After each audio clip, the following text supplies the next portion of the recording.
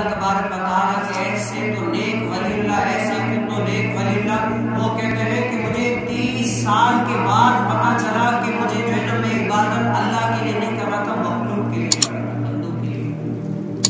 میں تو کہتا ہوں شکر ہے کہ 30 سال کے بعد پتا تو چل گیا کہ تیری عبادت اللہ کے لیے نہیں بلکہ کیا بندوں کے لیے، پھر اس نے اللہ عز و جل کے لیے شروع کر دی۔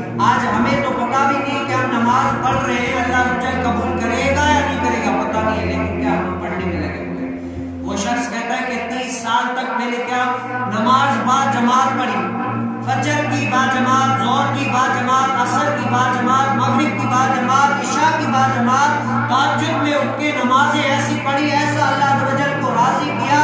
30 سال تک میری یہی روٹین تھی، لیکن 30 سال کے بعد پتا چلا کہ میری یہ نمازیں اللہ عز و جل کو راضی کرنے کے لیے نہیں، اللہ عز و جل کو خوش کرنے کے لیے نہیں تھی، یہ نمازیں کس کے لیے تھی؟ یہ مخلوق کے لیے تھی۔ پتا کیسے چلا؟ کہا کہ ایک دن میں کیا ہوا، نماز پہ لیٹ ہو گیا تو پہلے پہلی صف میں آ کر کھڑا ہو جاتا ہوں۔ اس دن کیا ہوا، میری پہلی تکبیر اولیٰ جو ہے نا فوت ہو گئی، پہلی رکعت میں پہنچ نہ سکا۔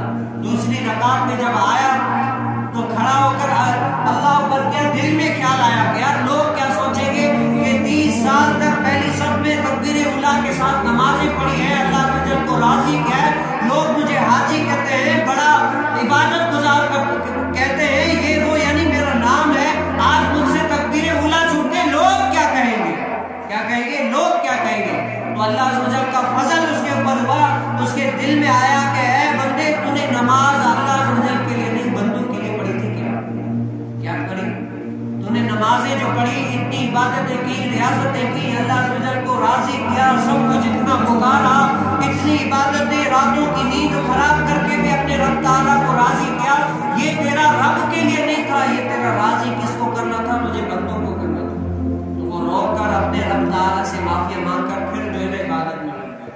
آج ہمیں تو پتہ نہیں کہ ہماری نمازیں قبول ہے یا نہیں ہے، اللہ عز و جل ہمیں راضی کرتا ہے یا نہیں ہے، یہ کچھ بھی پتہ نہیں ہے، لیکن کیا ہم دیکھ لیں کہ ہم عبادت کیسے کرتے ہیں۔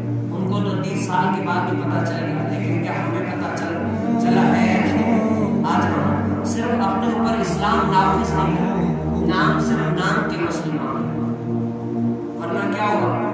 بھائی سالوں سے ہم تقریریں سن رہے، سالوں سے بیانات سن رہے، سالوں سے ہماری ابا دادا جو سے پیچھے مرشد والے، پیر والے، سارے علماء کی تکلیف میں، علماء سے محبت کرنے والے، ایسی تو علماء سے محبت کرتے ہیں، لیکن کیا وجہ یار ہمارے دل میں ابھی تک اسلام نافذ ہوا، اسلام میں ہم آئے نہیں ہیں، ابھی تک ہم نماز پڑھنے میں کامیاب نہیں ہوئے، ابھی تک اسلام کو ابھی تک ہم نے سمجھا نہیں ہے۔ ہم صرف کہتے ہیں کہ ہاں الحمدللہ مسلمان ہیں، ہاں الحمدللہ مسلمان ہیں۔ میں آپ سے تو یہ کسی نے نہیں پوچھا کہ آپ مسلمان ہیں یا نہیں۔ مسلمان وہ نہیں ہوتا جس کو بتانا پڑے کہ میں مسلمان ہوں، مسلمان تو ہے جس کو دیکھ کر پتا چلے کہ یہ مسلمان ہے۔ ہم نے اپنی جو ہے نا اپنی حالات کو طور پر سب خود جو ہے نا دوسروں کی طرح کر دیا، دوسروں کے عوض بنا دیا تاکہ پتا چلے کہ ہم